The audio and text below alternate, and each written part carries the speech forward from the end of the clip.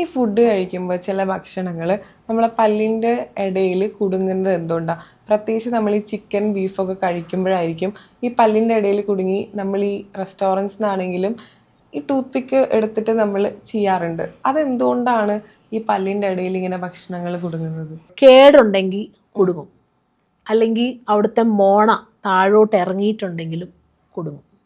പല്ലിൻ്റെ alignment proper അല്ലെങ്കിലും food കയറിയിരിക്കും.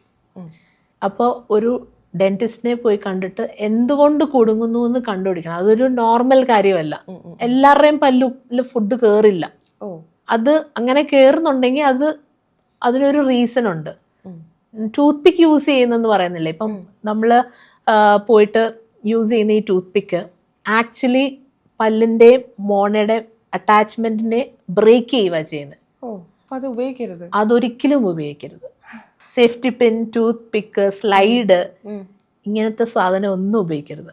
ഇത് നമ്മൾ സ്കൂപ്പ് ചെയ്ത് എടുക്കാൻ നോക്കുമ്പോൾ എന്താ പറ്റുന്ന വെച്ചാൽ ഈ രണ്ട് ഫൈബേഴ്സ്, പല്ലിൻ്റെയും മോണയുടെ ഇടയ്ക്കുള്ള ഫൈബേഴ്സ് പൊട്ടിക്കഴിയുമ്പോഴത്തേക്ക് അതിൻ്റെ അറ്റാച്ച്മെന്റ് പോകും.